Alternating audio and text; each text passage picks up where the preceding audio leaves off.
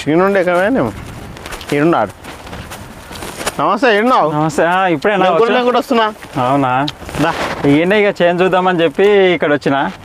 ఇక మునుగతోటి ఇక కంది ఉన్నది చూద్దామని చెప్పి వస్తే సరే ఇక చెట్టు కింద కూర్చుందాంపా. వచ్చినప్పుడు వస్తాను ఇక్కడ చెప్పలేను నీకు. చాలా రోజులు అయింది. ఇగో అరుగు మంచిగా వేసిన చూడు, చెట్టు కొట్టేసినావు మంచిగా కూర్చోనికి. చేస్తాం ఇక కూలీలు పోలేదు నేనే దాటేట్టున్నారు. ఇక కూలీలు ఇక వాళ్ళకు ఇక అవసరం కాబట్టి ఇక పొద్దున్నాక పని చేస్తారు. ఇక పొద్దుకి ఇంత దూపలాగా తాగుతారు. ఎంతవరకు వచ్చే మనం? అదే మీ బావ దగ్గరికి పోయినేంటి మొన్న, అదే టమాటా చెట్లకు నీళ్ళు పెడుతుండే. అదే పోయి అడిగితే మా బామార్ది చేస్తాడు అని చెప్పినండి. మార్గేజ్ చేపిస్తాడు, చేసుకో, అప్పు ఎందుకు చేస్తావు అని చెప్పినండి అనమాట. పోయినేంటి టమాటా చేనులో గడ్డి వీక్తుండే పోయినా. ఇట్లా పిల్లగాని పెళ్లి పెట్టుకోవాలనుకుంటున్నాను, మరి ఎట్లా చేయాలి, జర పైసలు కావాలంటారంటే ఆయన అన్నాడు, అరే మా బామార్దే ఉన్నాడు పాండు, నేను చెప్తా, నువ్వైతే పోయగలవు అని చెప్పినండి అనమాట. నీకు చెప్పిండా మరి చెప్పలేడో తెలియదు. చెప్పిండా కలిసి అదే మార్గేజ్ చేద్దామని అనుకుంటున్నా. ఇక ఎందుకంటే భూమి అమ్మితే మళ్ళా ఎట్లా అంటే ఇక మరి ఇది ఎట్లా కడతావు మళ్ళీ ఇక్కడ పెళ్లికి, మళ్ళీ నీకు పెళ్లి ఖర్చు అవుతాయి. భూమి మార్గేట్ చేస్తావు, మళ్ళీ ఇది నువ్వు సంవత్సరం టైం పెట్టిన కల్లా మళ్ళీ నువ్వు కట్టకపోతే మరి భూమి పోతుంది. కానీ మరి అంటే అది ఎట్లా కట్టాలి? అది నువ్వు 6 నెలలకు పెట్టుకుంటే 6 నెలలకు కట్టాలి. 5% ఉంటుంది మిత్తి, తక్కువ నాది మునం కాబట్టి నేను 3 రూపాయల కల్లా చేపిస్తాంట అన్న. అది నీ 6 నెలల్లో కాకపోతే భూమి వాళ్ళకే పోతుంది. అరే ఇంట్లో అట్లా కూడా ఉంటుందా?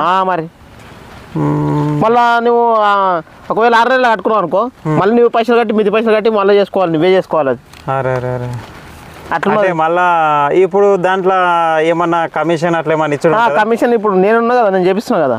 వేరేలకైతే మేము సహజంగా 2% తీసుకుంటాం, సేమ్ ఇట్లా ల్యాండ్ లెక్కనే ఏమన్నది కాబట్టి నేను ఏం తీసుకొని అలా ఏమన్నా ఉంటే నేను మాట్లాడతా, మా సార్తో మాట్లాడి అది చేస్తా.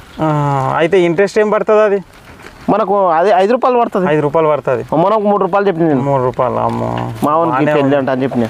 కాకపోతే ఏంటంటే ఇక పెళ్లి మాట కదా, కొంచెం జర పెళ్ళి జర అయితే బాగుండే అన్నట్లు నేను అనుకుంటున్నా. కానీ మరి ఒకసారి అయితే నేను మరి కలుద్దాం ఆయనతోటి మాట్లాడదాము. మరి నేను వచ్చిన అదే పని మీద సార్ గిడు ఉన్నట్ట, నేను 1 గంట సేపలు మళ్ళీ నీకు మీట్ అవుతా, తోలుకొనే వస్తాను. నీ గురించి మాట్లాడదామని వచ్చిన మీడికి. సరే తోలుకరా, మరి కూర్చొని మాట్లాడదాం. మాట్లాడి అది ఏందో చూద్దాం. మరి కనీసం పెళ్లి వరకన్నా జర డబ్బులు ఇస్తే పెళ్లి సరిపోయినన్నా తీసుకుంటే తర్వాత కడితే ఎట్లన్నా చూద్దాం. ఇక దాని కష్టాలు ఎట్లుంటాయో ఏముంటుందో చూద్దాం. మరి ఓకే, నేను గిన్నె ఉన్నాడు పోతా. సరే మరి తోలుకరా, మాట్లాడదాం. ఈడికే తోలుకరా, ఈడికే తోలుకొస్తే ఇలా కూర్చొని మాట్లాడదాం. ఇక మందిలా ఎందుకు, ఇక వాళ్ళు ఒకటి వీళ్ళు ఒకటి చెప్తారు, మళ్ళీ ఇచ్చేటోని కూడా ఇయ్యనియ్యరు. అందుకే ఇక మనం ఇక్కడ కూర్చొని మాట్లాడితే ఉంది ఒకటి, అది చూపించుకొని ఇట్లా వస్తాం మన దగ్గరకు వస్తాం. సరే సరే తోలుకరా. ఓకే మరి సరే. అయితే మార్గేజ్ చేపిస్తాంటే అదే ఆయన దొరికొస్తాం. అన్నం దొరికొచ్చిన అది లెక్క చేస్తాడు. లెక్క 10 లక్షలు.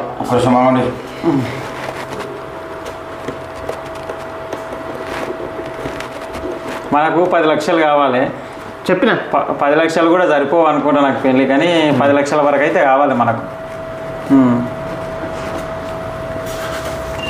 ఇవన్నా పెళ్ళి కదా, ఇగో 10 లక్షల రూపాయల కన్నా 3 లక్షల రూపాయలు నీకు మిత్తి అవుతుంది. 3 లక్షలు మిత్తి నెలకి. ఓకేనా? నువ్వు ఎన్ని నెలలు పెట్టుకో. నా 20,000 కమిషన్ అంటే 2% ఉంటుంది నా కమిషన్. నేను మాట్లాడాలి సార్ తోటి, ఇది కమిషన్ వదిలిపెట్టు. ఈ 10 లక్షలు తీసుకుంటే ఇక 3 లక్షలు కట్టాలి నెలకు. నువ్వు ఎన్ని నెలల్లో క్లోజ్ చేస్తావో చూడు. నెలకు 3 లక్షలు కట్టాలి 10 లక్షలకు అంటే అని ఆలోచన చేయాలి. కానీ ఇప్పుడేమో పెళ్ళి ఉన్నది, పిల్లగాని పెళ్ళి పెట్టుకున్నాం, ఖచ్చితంగా పైసలు కావాలి. రేపు ఓకే అంటే రేపు కాగితం రాసుకుందాం. ఇక రేపు కాగితం నేను రాసి తెస్తా సార్ దగ్గర. ఇక టైం లేదు, ఇక పైసలు తెచ్చిస్తే నీకు రేపు మరి నేను పాస్బుక్ అవి జిరాక్స్ పెడతా, వాట్సాప్ చేస్తా. జిరాక్స్ ఒకటి బాండ్ ఉంటుంది, నేను బాండ్ మీద నేను టైప్ చేసుకొని వస్తాను. నేను సంతకాలు పెడితే అంటే దాన్ని అన్ని రిజిస్ట్రేషన్ నేను చూసుకుంటే రిజిస్ట్రేషన్ అంతా. అంటే ఇప్పుడు ఈ 3 లక్షలు అనేది అంటే మనం 6 నెలలు పెట్టుకోవాలన్నా సంవత్సరం పెట్టుకోవాలన్నా? నీ ఇష్టం, 6 నెలలు పెట్టుకో. 6 నెలలు పెట్టుకోవాలి మొత్తం మీద. అయితే 6 నెలలకైనా 6 18, అంటే అవి కూడా బాగానే అవుతున్నాయి. 18 లక్షల దాకా. అమ్మో చూసుకోండి. అయితే కొంచెం ఆలోచన చేసుకుంటా మరి నేను కూడా, ఎందుకంటే పెళ్ళి మాట అయితే మార్గేజ్ తీసుకుంటే ఎట్లుంటుంది అనేది ఒకసారి ఆలోచన చేద్దామని చెప్పి చూస్తున్నా. మార్గేజ్ తీసుకోవాలన్నా ఎట్లా చేయాలి ఏం చేయండి అనేది కూడా ఆలోచన చేస్తా. మరి కొంచెం ఇంట్లో కూడా అడుగుతా మరి అడుగు, ఎందుకంటే మార్గేజ్ అడుగు మళ్ళీ మీ ఇంట్లో అందరూ సంతకాలు పెట్టాలి. మళ్ళీ మార్గేజ్ అంటూ మళ్ళీ సంతకాలు పెట్టి అందరూ ఈ రిజిస్ట్రేషన్ లేక సేమ్. ఇప్పుడు ఇది అంటే మనం పైసలు కట్టలేమనుకో భూమి వాళ్ళకి వెళ్ళిపోతుంది. భూమి వాళ్ళకి ఆటోమేటిక్ నువ్వు చేసిన చేయకుండా వెళ్ళిపోతుంది. అంటే ఇప్పుడు నీకు భూమి కావాలంటే పైసలు ఇచ్చి నీ భూమిని చేసుకోవాలి. పైసలు ఇచ్చి భూమిని చేసుకోవాలి. 6 నెలల లోపు 6 నెలలు పెడితే 6 నెలల లోపు భూమి ఖచ్చితంగా వెళ్ళిపోతుంది. మనకు రావాలంటే పైసలు ఇవ్వాలి మొత్తం ఇవ్వాలి. అంటే ఇప్పుడు ఈ 10 లక్షలు తీసుకుంటున్నా కదా, ఇప్పుడు ఈ 3 లక్షలు పట్టుకొని ఇస్తారా లేకపోతే 10 లక్షలు ఇస్తారా? నీ ఇష్టం. పట్టుకొని ఇవ్వమంటే ఇస్తాం, 10 లక్షలు ఇవ్వమంటే 10 లక్షలు ఇచ్చేస్తాం. నువ్వు 6 నెలలు నువ్వు మాటతో మళ్ళీ కట్టుకున్నావు అనుకో, మళ్ళీ 20 లక్షలు అయినా సరే ఇస్తారు ఆయన. అట్లా అదే అంటే ఇప్పుడు 10 లక్షలు అంటే ఎమర్జెన్సీగా తీసుకొని మళ్ళీ నువ్వు ఎమర్జెన్సీ ఇచ్చేసావు అనుకో, నీ ఏ రాత్రికి వచ్చి నాకు తలుపు కొట్టి కానీ పైసలు ఇప్పిస్తుంది. 10 లక్షలలో మళ్ళీ 3 లక్షలు తీసినాం అనుకో, ఆడేముంటాయి మళ్ళీ 7 లక్షలు అవుతాయి. 7 లక్షలు మళ్ళీ తొర్రి పడతాయి. మళ్ళీ 3 లక్షలకు మళ్ళీ ఇంకో దగ్గర కూరకారు. ఇక చూద్దాం మరి, నేను ఆలోచన చేసుకొని చెప్తా. ఇంటికాడ మరి ఇంటిలో కూడా ఏమంటారో చూద్దాం ఒకసారి. మార్గేజ్ అంటే మరి మార్గేజ్ చేద్దామంటారా లేకపోతే భూమి తీసేస్తారంట మరి మాట్లాడు. మరి అది నాకు ఏదో ఒకటి చెప్తే నేను రేపు క్యాష్ అరేంజ్ చేస్తాను. సరే మరి ఓకేనా? ఆ పేపర్ బాండ్ పేపర్ అవన్నీ నేను చూసుకుంటా. ఫోన్ చేసి చెప్పిన. సరే సరే నేను ఫోన్ చేసి చెప్తా మరి. ఓకే వెళ్దామా మరి? పో.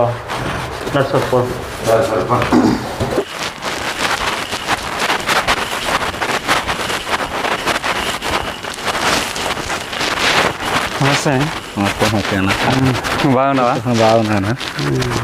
చేందుకు వచ్చినట్లు అదే నేను కలుద్దామని చెప్పి వస్తే కొంచెం మాట్లాడాలి గట్లా అని. ఇక్కడే పొద్దుగాల వస్తాను. ఇక్కడనే పొద్దుగానే టైంపాస్ వస్తే చేసే చూసి ఉండిపోతా. సరే సరే ఏం లేదన్నా, అదే నీతోటి మాట్లాడదామని వచ్చిన. జర పెళ్ళి పెట్టుకున్నాము, ఒకసారి నీతోటి మాట ఆలోచన చేయాలి. అదే మాట్లాడదామని చెప్పి నీ దగ్గరికి వచ్చిన అనమాట. ఎప్పుడు పెట్టుకున్నావు పెళ్ళి? ఇక జర పైసలతో పని ఉన్నది. పైసల కోసం ఆయన ఇక జర చైన్ కార్డ్ అయితే దొరుకుతామని చెప్పి ఇక చైన్ కార్డ్కి వచ్చిన. ఇక మాట్లాడదాము ఒకసారి కూర్చొని అని చెప్పి వస్తే నేను గింతకు ముందు వచ్చి ఇంటికాడ నుండి గింతకు ముందు సేంద్రీకాలం చూస్తాం అన్నట్టు వచ్చిన. మరి ఎట్లా చేస్తున్నావు, ఏం సంగతి? ఇక అదే ఏం చేస్తున్నావు? అదే నీతో మాట్లాడదామని వచ్చిన. చూద్దాం మరి మాట్లాడదాము. ఏం పంట పెట్టినావు? ఇక్కడ మొక్కజొన్న. మా అక్క పెట్టింది పటేల్ పాక పెట్టింది వస్తుంటాము. ఇక శనగ పెట్టి కళ్ళం చేస్తున్నారు. ఇక మక్క వేసినాము. ఇక మక్క వేసినాము, మన సోలార్ పెట్టినాము. పందుల భయానికి సోలార్ పెట్టినాము.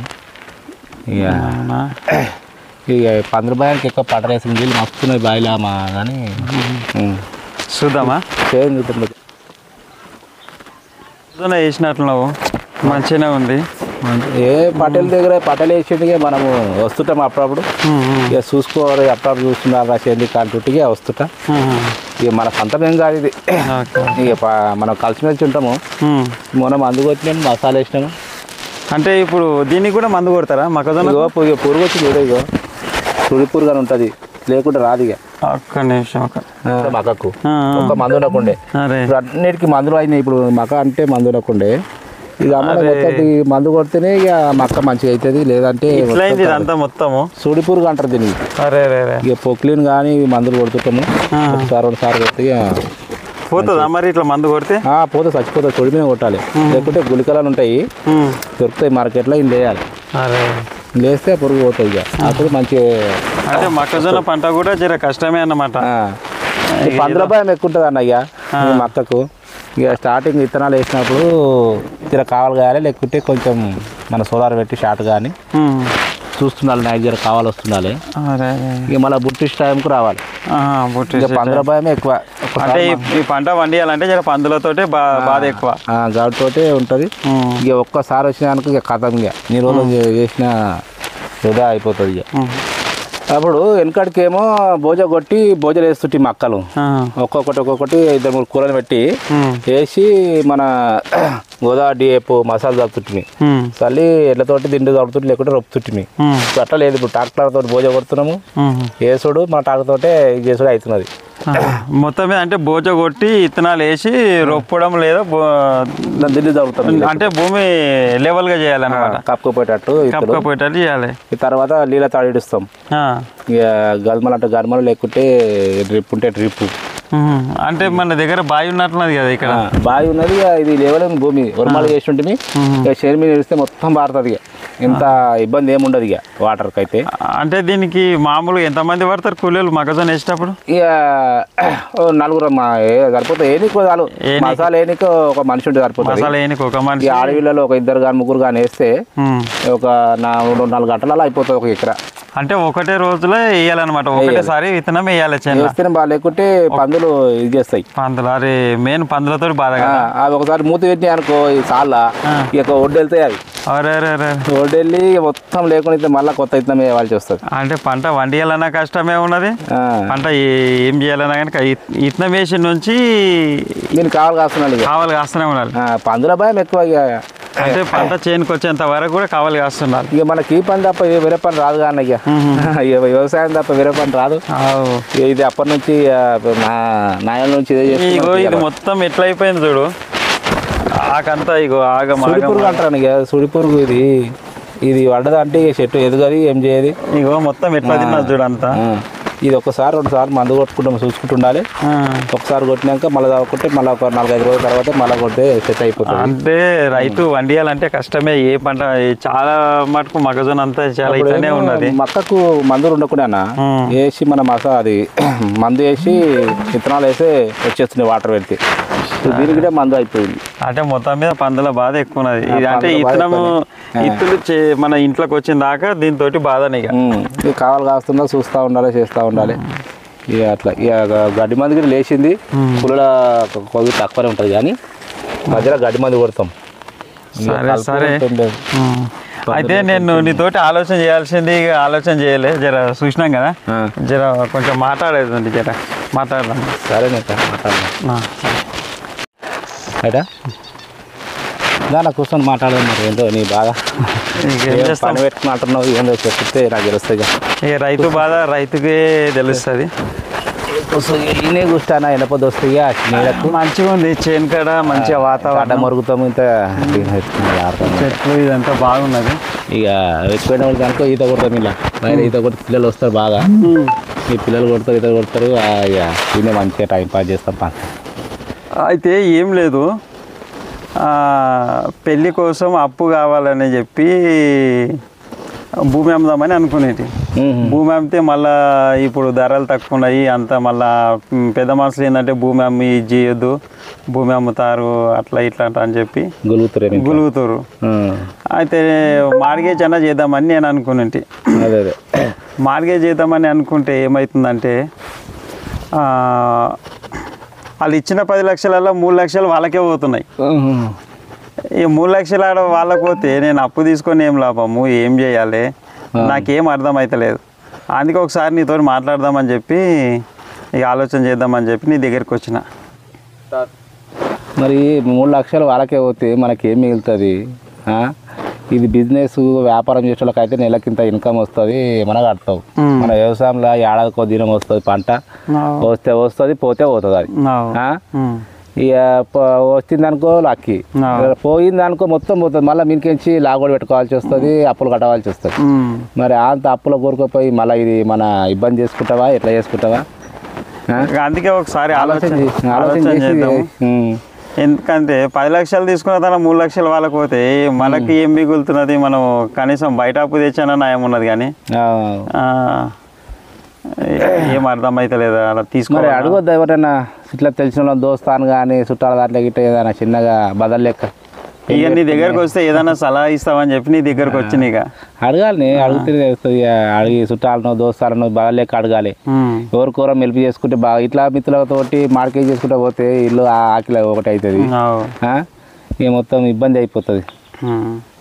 అంటే అది మనసుంటలకు పనికిరాదు అన్నమాట. కాదు, అది మన వ్యవసాయదారులకు మార్కెట్ పనికిరాదు అన్నది. ఇక అది బిజినెస్ మ్యాన్లకు, అది బిజినెస్ మ్యాన్లకు, వ్యాపారస్తులకు ఇది తీసుకపోయి ఏంటంటే మళ్ళీ దాన్ని ఇది చేస్తారు, వ్యాపారం చేస్తారు. దాంట్లో ఇన్కమ్ మీద వాళ్ళు మిత్తు కట్టుకుంటారు, దాన్ని డెవలప్ చేసుకుంటారు. మనకి ఏడవుతుంది అది చెప్పు? ఇటువంటి ఎడ్యుకేషన్ మనకి ఏడవుతుంది? కష్టమైన పని. బిజినెస్ అంటేనే మోసం.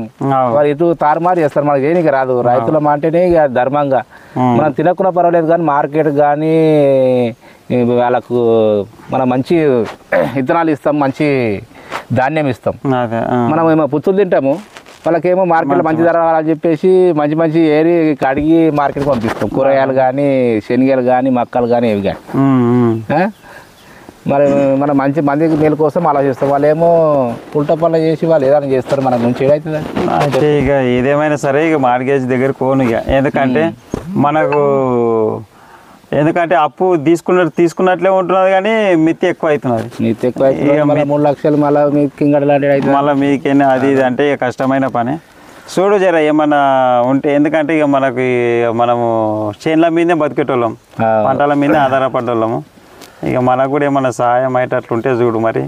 చూస్తామన్నా ఇక మనకు నేను ఒక్కడే చెప్తున్నా, ఇక మళ్ళీ ఊకే మూసుకో కాదు. కానీ అడిగి చూస్తా, దోస్తులు ఉన్నారు, బదల్లెక్క అడిగి చూస్తా. ఫస్ట్ బదల్లెక్క అడిగి మనకు తెలిసిన ఉన్నారు, అప్పుడప్పుడు మనకు హెల్ప్ చేస్తారు. బదల్లెక్క తీసుకొని ఇచ్చే ప్రయత్నం చేస్తాము, ఇప్పిస్తాము. అట్లా ఏం లేదు అంటే కాదు మా దగ్గర లేవు, కాదు ఖచ్చితంగా మనం దొరకలేదు అనుకో, ఒక 1% 2% ఒక మిత్తికి తీసుకొస్తాము. ఇక వాళ్ళు మన పంట వచ్చిన దాకా ఆగమని ఆగుతారు, ఖాయం రాసుకుందాము. నేను అడిగి చూస్తా, అడుగుతా. నేను ఒక 2 ముగ్గురిని ట్రై చేస్తే ఇట్లా పెళ్లి పెట్టుకున్నాం మా దోస్తుది, ఏమి నేను మధ్యలో ఉంటా, మధ్యవర్తిగా ఉంటా, ఏమైనా ఇబ్బంది అయితే నేను ఉంటా అని చెప్పేసి ప్రయత్నం చేస్తామన్నా. కోసం అయితే ప్రయత్నం చేస్తాము. ఇక పని పెట్టుకున్నావు, పెళ్లి పెట్టుకున్నావు, కార్యం చూద్దాం. నేను ప్రయత్నం చేస్తా, నీకు చెప్తా. ఇక మనం రైతు హెల్ప్ చేసుకోవాలి. ఇక మరి మనకి వేరే వాళ్ళు ఎవరు రారు. ఉన్నోడికి చేస్తాడు అన్న, లేనోడికి చేస్తాడు. ఉన్నోడిని చూస్తాడు దోస్తాను, లేనోడు చూస్తాడు. కానీ మన రైతు కాబట్టి మనం రైతుల మీద చూసుకోవాలి. మరి సరే, మరి ఆలోచన చేస్తా, జర మళ్ళీ నీ కలుస్తా, జర ఆలోచన చేయి. మరి 2 రోజుల తర్వాత కలువు. నేను అప్పటిదాకా ఆలోచన చేసి ఎక్కడ దొరికినాయి అంటే నీకు ఫోన్ అలా చేస్తా, లేకపోతే కలిసినప్పుడు నేను ఫోన్ చేస్తాను నీకు. సరే సరే. మరి పూలు వస్తాయన్న, ఇవి శివునికి బాగా దేవునికి ఇష్టమైన పూలు అన్నట్టు. ఇది ఒక చెట్టు పెట్టుకున్నాము, ఈ బావి కాడ వాటర్ పడుతుంటాము. బావి చుట్టూ మొత్తం మంచిగా చెట్లు పెట్టినట్టున్నావు. చెట్టుని సీజన్ అయిపోయింది కదా, జర ఇల్లుకు సిమెంట్ చేపిస్తుంటే జర వాటర్ రావట్లేదు, కొద్దిగా కుదరం ఉంది కదా. Okay okay. దానిమ్మ చెట్టు పెట్టినాము, పూతలు ఉన్నాయి. ఇది దానిమ్మ చెట్టు ఇంకా కాలేనట్లే, పూత మీద ఉన్నది. పూత మీద ఉన్నది. ఓకే. అవుతుండే జర మొత్తం అంటే ఇది కూడా కనిపి.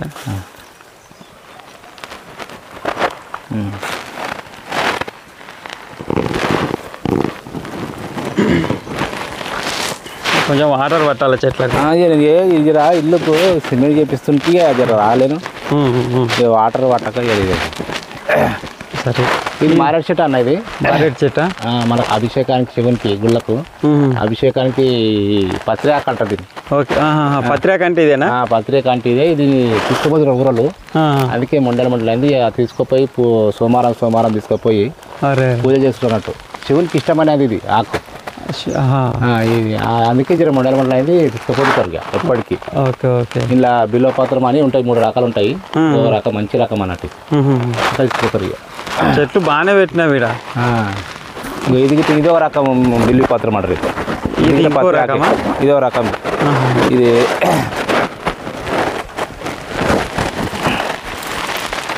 ఇది 3ది. ఇది అదేమో ఏక బిల్లు అంటారు, ఇదేమో.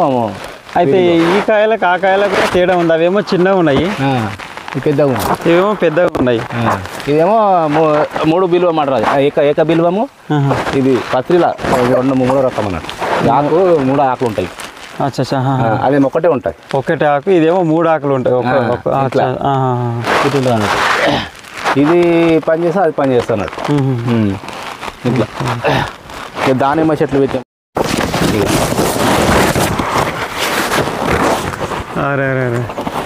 ముడతలు అవి తింటాయి. ఇక ముడతలు అనేది కానీ ఉంటాయి పండు. అరే, ఇది చింతపుల్ల కాయలు, అదే సీతాఫలం టైపే ఉంది. ఇది కూడా పెద్దది, ఇది బాగుంటుంది అనేది. ఇది ఉడతలు అవి తింటాయి, మంచిది. ఇది ఆరోగ్యానికి మంచిది అంటారు అన్నట్టు. దీని పేరు ఏమంటారు? రామసీతఫల చెట్టు అన్నట్టు.